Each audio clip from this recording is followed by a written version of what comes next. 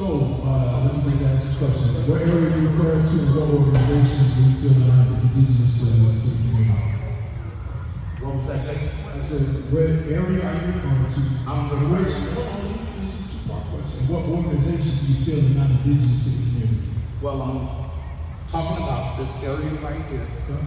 And I'm talking about, I think you have the Institute of Nonviolence over this area when the Institute of Nonviolence is not even active in this area. So the Institute of Nonviolence is not, as far as some program, is not the organization that's in charge of what's going to happen in this area. Two organizations that are working, one's DEAL, which is right here on Harrison, the other is the West Side Health Program, are the overarching organizations that be in charge of what, well, not the better term, I'll call it some program.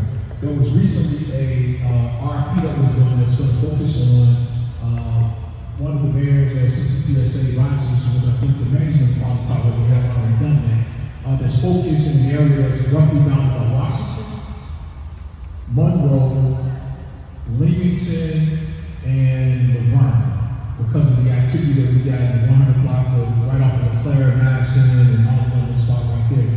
So that's one of the areas that will have some focus. So RFP was just released, just ended, I think, last Monday.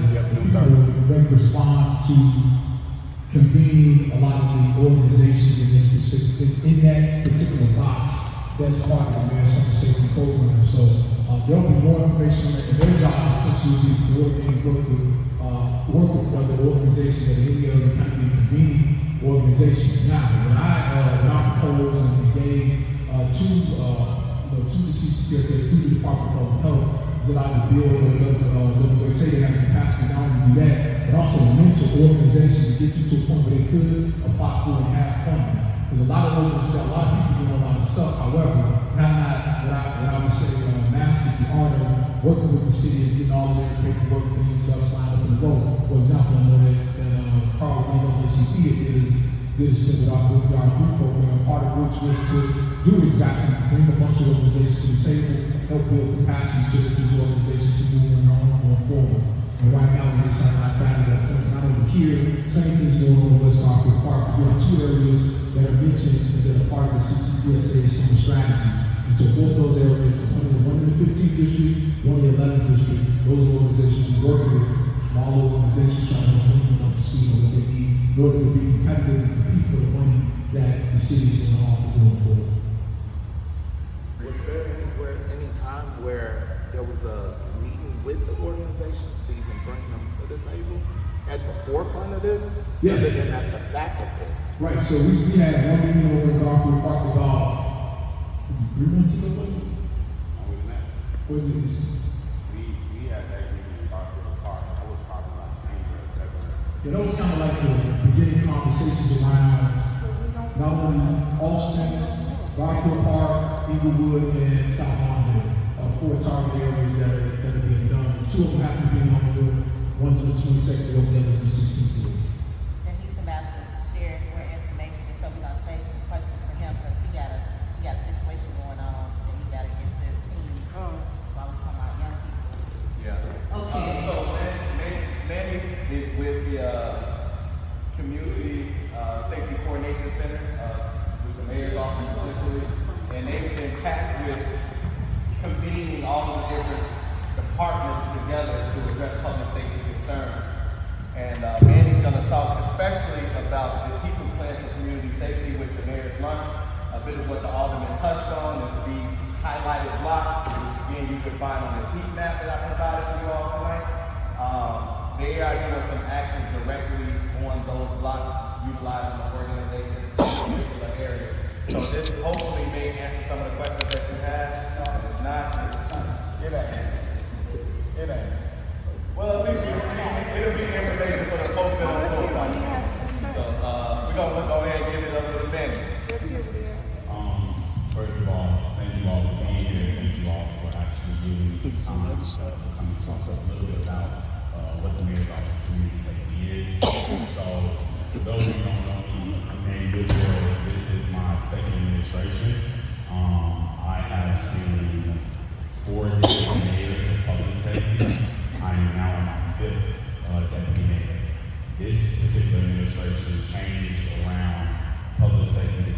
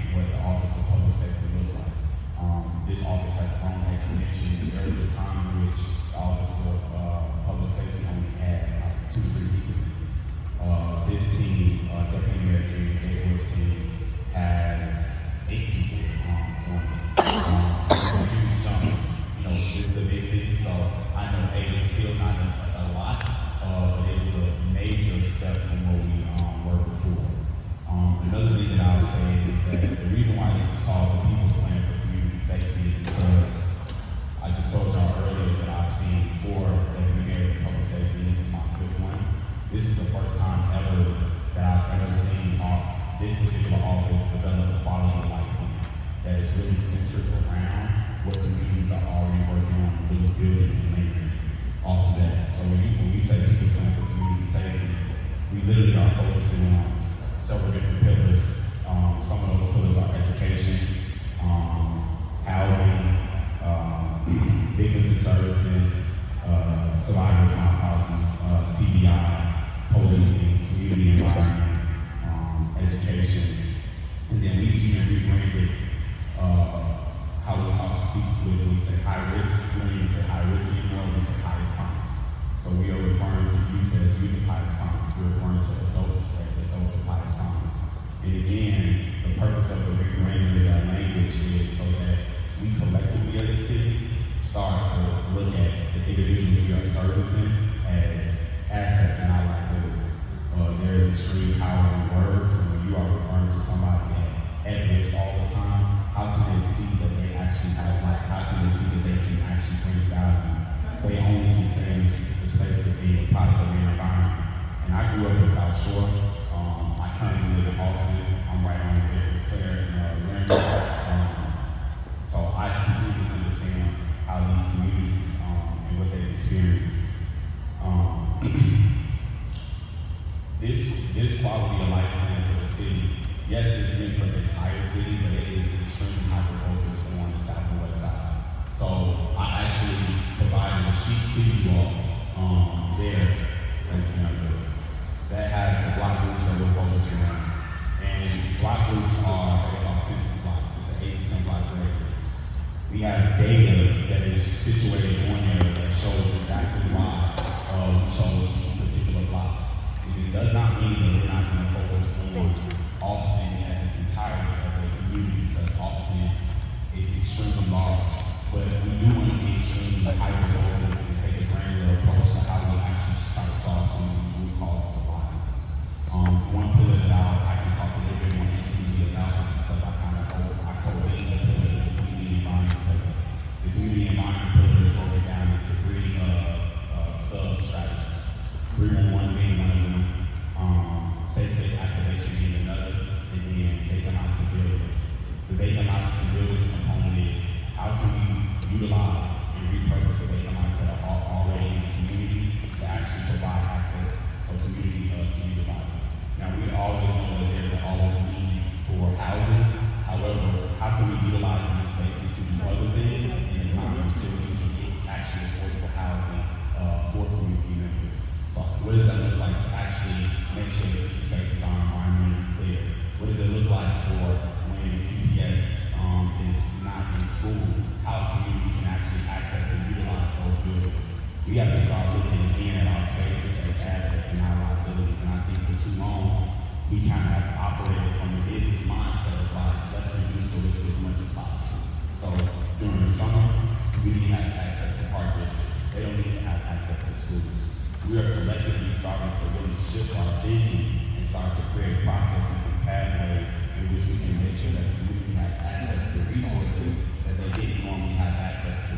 Now, principals do reserve the autonomy to say whether or not they want to utilize their school or not.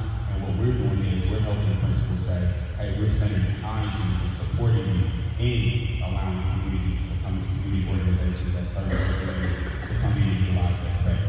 This is a building that should be utilized 365 days out of the year. There should never be a time where this building is not being accessed or utilized. This is not an overnight process.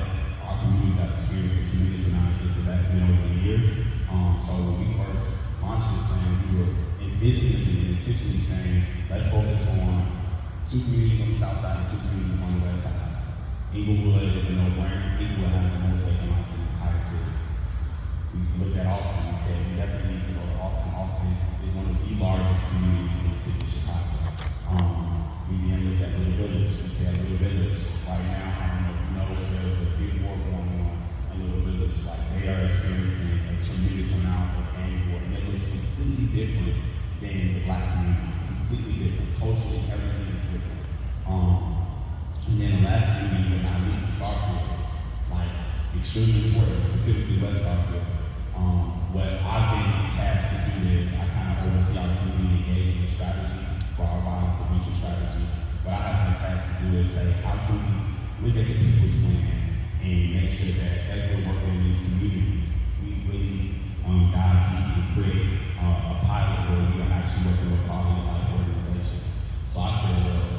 we already have probably like organizations that represent these communities that are trusted by these communities. Instead of us agreeing to the deal, let's go have a conversation with these organizations.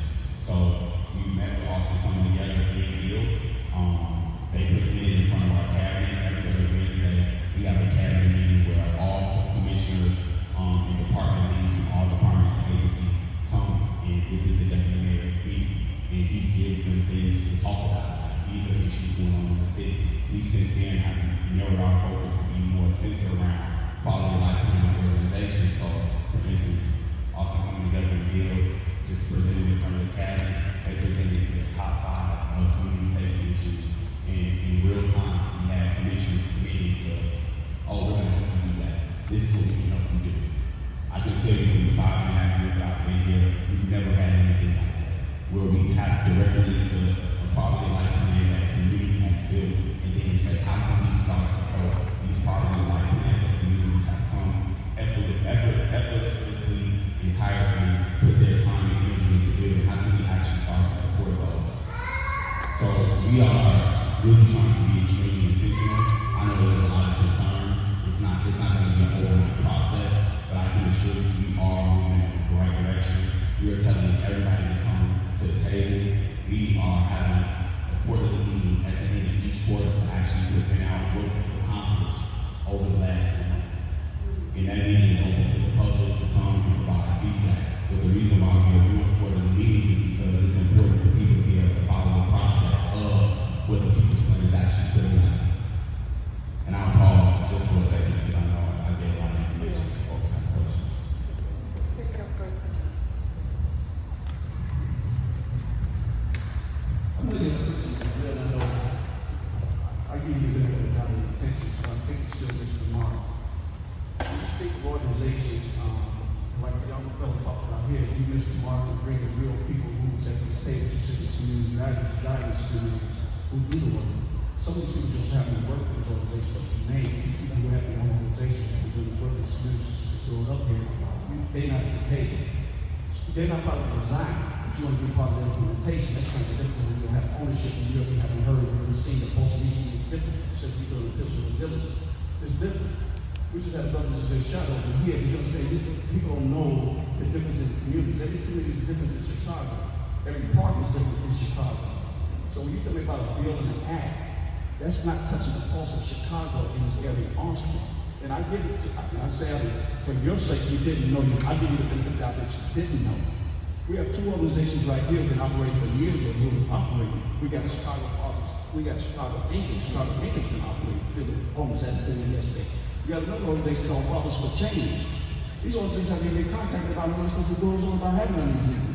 So you come an area where you can control, what you're trying to implement, trying to cure, rise, support, terrorist basis. But you have infestation with indigenous people who live here, who work here, and who've been doing the work over, but they haven't had the funding or the money to do it. These people you talk about, they come use the facility within the building, have use these facilities. Like the night meetings, it's the anchors in Chicago Fathers Change who programs are trying to operate out of here, but don't have the resources. My son, who up here, who just got shot down over the other day, the organization he's a part of was not communicating with Chicago for Change. They don't have, they're not sitting at those tables. And I've been told at the gateway. So when you talk about the other organizations you're talking about, you listen to Mark on who really needs to get those tables and who you need to be talking with, who you need to be engaged with. So I support what he's saying. What he's saying is on point. We've been advocating for this for years. So when you want to do something, touch base with the people who live here. Understand, man? No, you good. I'm not with you. Understand. I understand what you're saying. You're right. Okay, I just want to respond, because Carl, we've been in conversation, I've been in conversation with Tyson. So what he said was, the city has their people's plan, and they reached out to organizations that have a quality of life plan. And Austin Coming Together does have the quality of life plan, like Garfield has a quality of life plan. And so, if I wasn't at Austin Coming Together, I wouldn't know this. But this is also what I'm saying to Austin Coming Together, that we have to partner with, that we have to connect with organizations that are here with boots on the ground doing the work. So it's gonna come together. We're gonna make it happen and bring it together. So that's why Hyson and I have to continue having conversations, because we got to bring in. Okay, I'm gonna ask everyone to hold their response, and he can finish his presentation, and then we will take questions after. Yeah. One thing I do want to say is, please keep your mind, like, you're not going to offend me, like, you've been living here way longer than me. It is my job to listen actively and intently, to understand. It is not my job in any regard to bring any emotions or feelings. My emotions and feelings goes into the work that I'm doing, not necessarily towards any of you in a negative or harsh way. So if you angry, that's fine with me. Like, that's what I'm here for. I'm supposed to absorb that, because I need to go back to the table. But to respond to what you're saying, working with the quality of life plans doesn't mean that we're not going to work with anybody else at all. I wanted to make sure that with the Deputy Mayor's vision and Mayor Johnson's vision of making sure that we are thinking more intently about violence from a holistic standpoint, because violence is an interdisciplinary topic. It touches on every single last thing: education, housing, all of these things. When people don't have, it creates a violent and aggressive area, an environment for people. So working with the quality of life plans doesn't mean that I don't want to work with you all. It just means that we know that community has come to the table to build this thing. Often coming together just to build that thing by themselves. But if there's somebody that wants to meet with us, I'm more than happy to take the meeting. I'm more than happy to support any safe space activation that you're doing, because although I am a part of the Mayor's Office of Community Safety, I also am a community engagement lead for the Community Safety Coordination Center. And that is a center that rapidly responds to violent incidents by making sure they coordinate all departments and agencies. So we support safe space activations. We want to support activations that community stakeholders are trying to do on the blocks, in vacant lots. We're working to do that. And again, it's not an overnight process. And I don't know everybody. I want to get to know as many people as possible. I want to be open. You can have my email. I tell folks, you can call me, but also email me, because I want to be sure that I'm good. I get a lot of emails on a regular basis. If I don't check my email in a day, I probably have almost 200 emails. I fill my inbox every single day because every single email matters. Every time we don't do our job, every time I'm not thinking attention, every time I'm not having appropriate conversations, people die. That's my day to day. So I hear you. You got my number. Like, we can talk, we can connect. I want to work with any and everybody that's willing to work. Period. Are you ready? Yeah. I want to say time for questions, because there's on the sheet that we provided, it's a QR code too, and it goes even more in detail on the different strategies of the People's Plan for Community Safety. So feel free to go online, and then also, again, I'll make sure I leave my email. If somebody wants to have a follow-up question because there's things that you don't understand, I don't expect you all to understand every single last thing.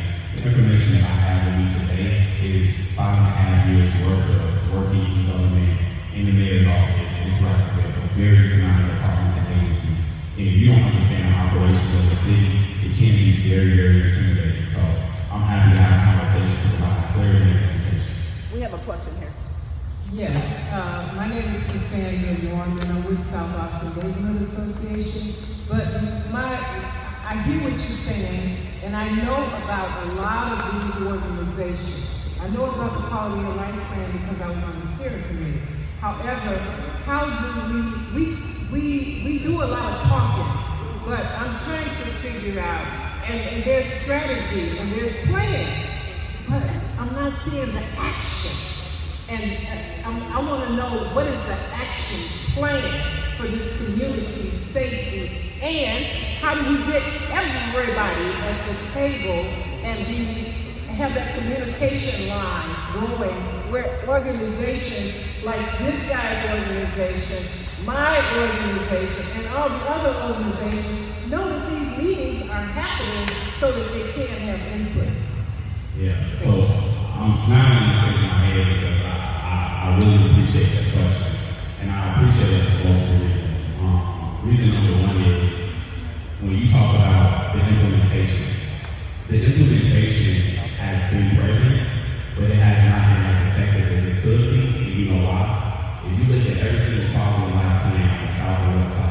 it is one element that they are missing, and that is civics. Civics. How do you connect the government to actually implement what you have so effortlessly put your time and energy into? And as I begin to look at these quality of life plans and read them, I realize like, wow, community is number one, extremely intelligent. They know what they want.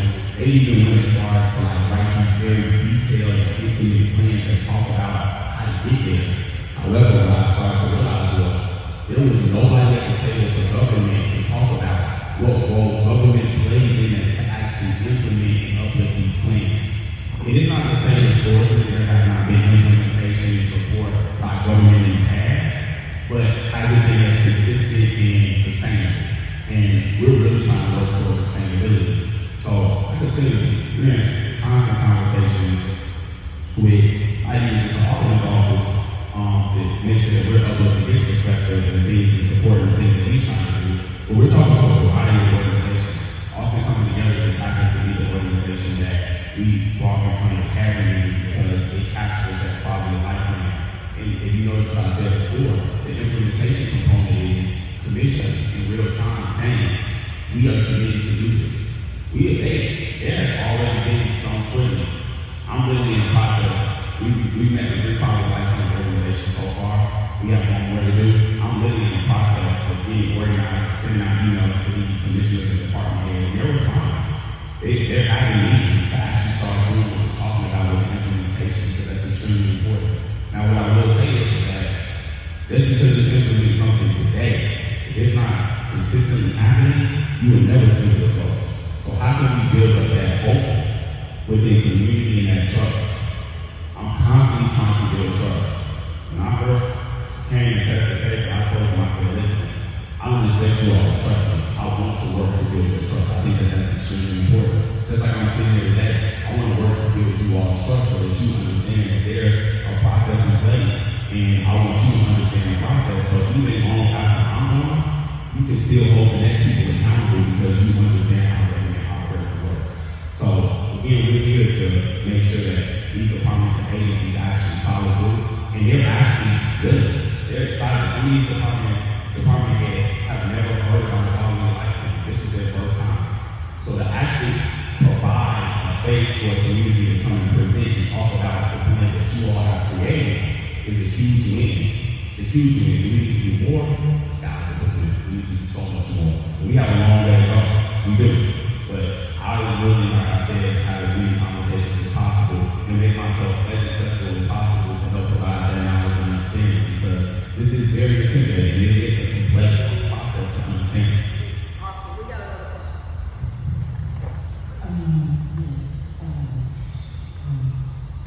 The thing that kind of came up in my spirit was status quo. I'm familiar with the quality of life training that Act has, but I wasn't a part of that even though I was on a committee, a subcommittee. It's almost like the boots on the ground is not in the room, so something's missing. Something, I don't know what, but that's what kind of came up in my spirit, status quo. Again, I want to go down. We're open to working with any and everybody. Our expectation is when we're working with these quality life plan organizations that nobody shuts out this conversation. Nobody ever. I can't speak to what has happened in the past. I can only speak to today. And the relationship I'm trying to build between our office and community is that this is, if you willing to work, I'm going to work right with you. One more question. Yeah, the young lady here made a statement, but I was thinking, I hear all the community organizations come together and stuff, and I was thinking community. Without community, everybody agreeing, because I'm thinking about how some of the Hispanics and Mexicans got what they need through votes, because everybody, somehow they are community. We got to become a community so we can at least get something for our vote. They got everything they did through their votes. They would not vote until they were able to get what they needed for their community, for their people. They even getting their visa now because of their votes. So we gotta work on some kind of way. You know, we gotta do something, but everybody gets involved. We can hold our votes. I mean, some kind of way, because every community I've seen, not want to say community, every nation that I've seen that's here, they get what they need through votes. So what I can tell you, we're working very closely with these communities. If you see what I've seen in the rooms that I've been in, I can tell you, just because it looks like it's good the adult, I mean it's gonna go. Like, it may appear that they have everything that they need, but I'm having the same conversations that I'm having with you all, with those communities as well, because they don't have everything that they need. They don't. It looks like they do. Now, when we talk about home ownership, yeah, they do have a lot of home ownership. It took years and years for them to build that, but that was community coming together. Our communities are very, very, very strong. It's just taking some time. But this administration, a part of our job is to help facilitate that building, help facilitate what community looks like. We have to take you all's lead on that, but we have to be engaged in the process. And I think coming to these tables and having these tough conversations, I don't expect every conversation to go easy. I actually expect when I begin the process of meeting with folks, the first 2 meetings is probably we ain't gonna get nothing done because people gonna be telling me what we should have been doing and what we didn't do. But then by the third meeting, you start to see a break. Sometimes the same. People start to actually look at their neighbors as a human being. They stop criticizing. They start saying, this is what you should do. They start implementing. So it's our job to help you all in that implementation process. It's not going to be easy, but every community on the south and west side, they need the support. They do. So we have one more question. We're going to have one last question. Thank you. In the People's Plan, I definitely want to see businesses included because Austin Garfield and we need economic development. So if they could be included in this, we ask them to. It actually is. It's called economic development. So on that little QR code, it actually talks about that. Yeah, that's good. And I didn't mention that one earlier in our policy about that. Yeah, that is one of the things. Yes. Okay, well, community leader, give yourself a round of applause. We appreciate your passion, and thank you for the conversation. So I just want to say that I left a very lucrative job. And the interesting part about it is we as a race of people, we don't know how to share the platform. So the interesting part about it, if we're there for money, my boss told me once, he says, do you want recognition or do you want results? I said both. He told me choose one. And that's the reality. A lot of things that was implemented in the Chicago Party I was the writer for. I was the creator. I drafted it, but I didn't get the credit. So here's the interesting part that I'm going to tell you. Everyone can't lead. And I'm going to say something that please understand me well. There's only a concept of urban myth that people want to do at HNIC. Now that N word is not what you think. It's the head negotiator in charge. Because I don't play that way. But however, that being stated, if we just learn how to stand, if we just learn how to stand shoulder to shoulder for the result, That's right. not the recognition, not necessarily the funding. Here's the interesting part about it. He may have the lead right now, but the interesting part about it is we come to the table, we tell him what's required, and if he don't produce what's necessary, we put pressure on the person and put it in there and get it out. Period. Just being right. So that being stated, I'm going to hand the mic over to Councilman Lewis for one more call. All right, y'all. So we talked a lot about community and the organization, and that was one of the charges that we had as a district council. We wanted to make sure that we highlight some of the smaller organizations that don't get the spotlight as often as the larger ones do. And in that way, we can also start to create a larger resource list of those that are actually doing that boots on the ground work. And again, it's not just the recognition. So to that point, we're moving to that part of our agenda, and we'll give the mic to Ms. Bertha Purnell of Mothers on the Mission 28. She's going to talk about her organization and the work that she does for the Austin community and other communities. All righty.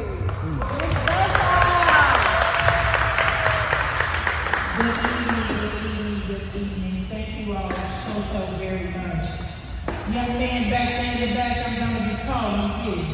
My name is Bertha Purnell. I am the founder and CEO of Mothers on a Mission 28. I am the forever voice of Maurice Rayshawn Purnell Sr., my 28-year-old who was gunned down less than a mile from my home in 2017. After a promising career as a nurse, I had to walk away because I could not function. I started my organization to work with people like me because in Austin I found out that there was no care for people like me. Now, as a nurse, I had access, but to drive from Chicago outside to Evanston, can you imagine how many lives I would have put in danger? I actually live here in the 15th district. My organization is in the 25th district, but I am here to support survivors.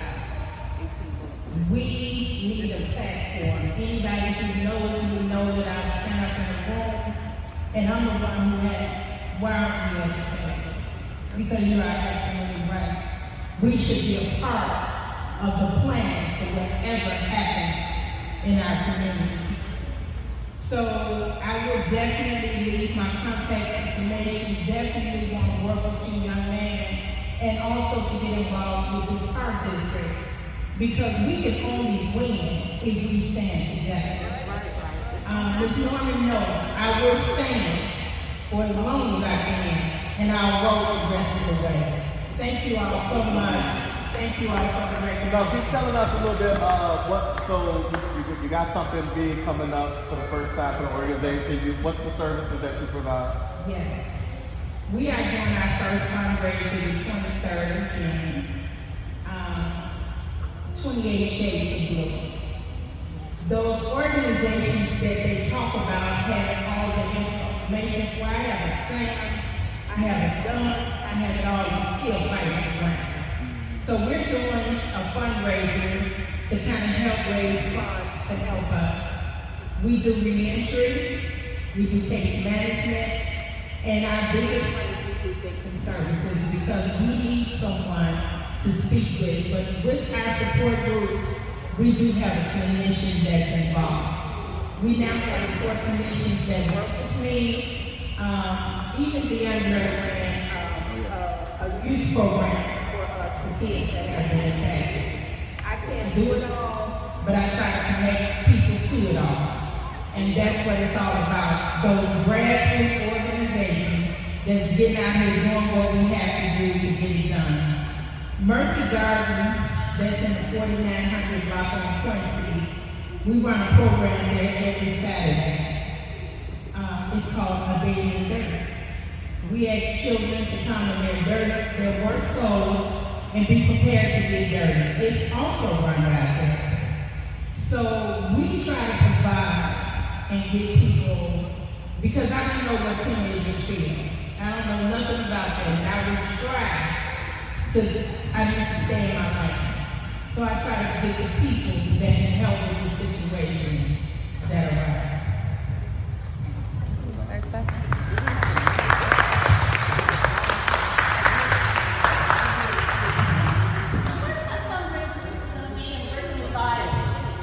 At Columbus Park, I can get you a QR code for it before we do next week. All right, so another thing that we instituted here with the district council is that bi-monthly we select either a community person or a police officer to highlight. And this month is our community individual. And so the recipient will be Ms. Bertha Purnell. And you know, so I met Ms. Bertha a long time ago at this point. When I used to say I was a young man, they go, hey, here and nothing. She used to beat you down for, but you know, she taught me a lot about saying it, you know what I mean? I don't say it anymore. But regardless, she was always a person, like she said, she gonna speak what's on her heart. She gonna tell you how it is, you know what I mean? But she gonna also stand the community in the right way. And her program is constantly growing. You know, she started off working out in the groves, putting together, and still do it, right? With the mothers every year, bringing them together. And there's a ton of things I continue to say, but her organization, as she said, really fills that gap for mothers that have lost loved ones to gun violence and continues to build connections and offer resources to them, even to the fact that I remember coming to her one day, she took a mother from the south side to go get the groceries and back home, you know what I mean, because it was a difficult challenge for her. And so the purpose is everything for this community and the services that she offered, everything, and she has been the only one that I know that always sticks up for the victims and the survivors and making sure that, again, she stood in the gap. And so for that, we present this person with this Living Legacy Award.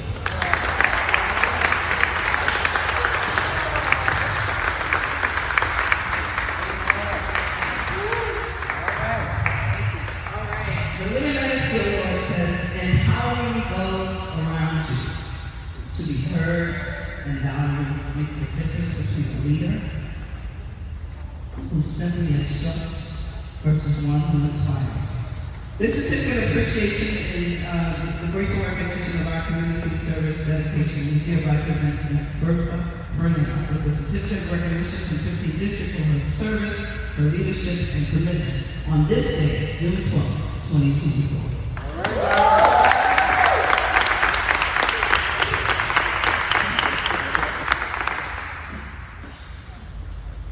There's no crying in these meetings. Can we take a picture, guys? We put the outfit together. This is a nice song.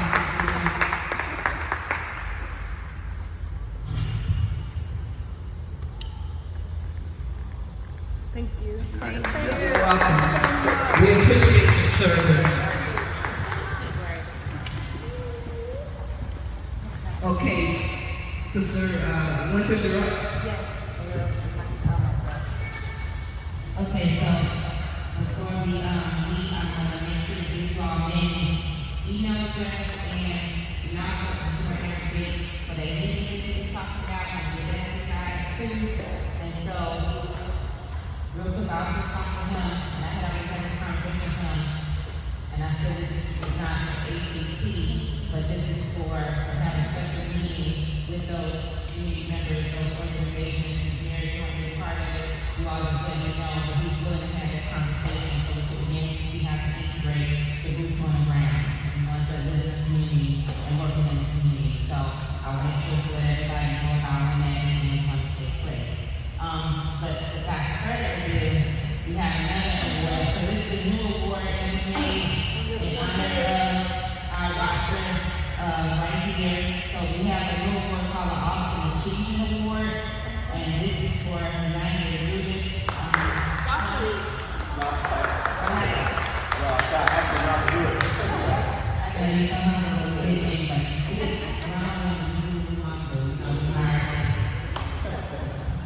Yeah, he's 50-year-old. So I didn't get a bio from young man. We normally ask people for bios, but I would say this, that I have found him to be a very ambitious young man, a very determined young man, and I am honored to be working alongside him. And just so you all know, I was rooting for him. He made a list of 14 names to be sent to the mayor, and I was really rooting for him because I felt that someone from the district council needed to be on the other side, and I just felt like he was the one to do that. But we are here, we're going to keep doing what we do. But the Austin Achievement Award, there is no magic to achievement.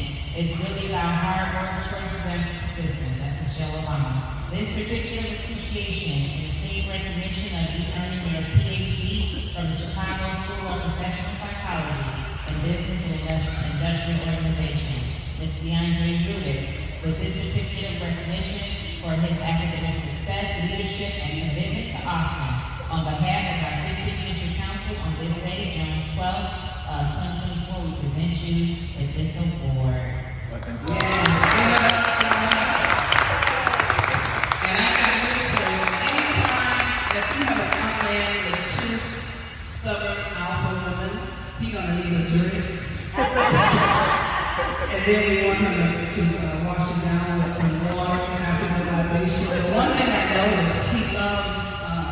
city employees, and these are some PhD city employees. So enjoy. We love you, man. We love you.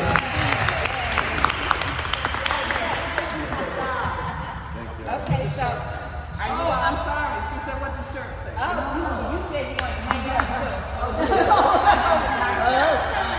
Let's say it's time. I'm right. Yeah, I like that. So, you all can, I'm gonna read it to you, but if you all want to take a picture of the can, he already said you're welcome to email him. So it's Manuel. Y'all can write it down, y'all want to take a picture. Whatever works for y'all. Take a picture, okay. You want to take a picture, yes. But the meeting that he was talking about, you got a picture with that card. Oh, wait a minute. I'm gonna tell you all, because I may have to send you all an email because you have to register for it. So let's go ahead and end the meeting and then, okay. It is June 26th, Wednesday, June 26th, 6 to 7:30. It's going to be at Gary Ortiz Elementary, 3000 South Lawndale.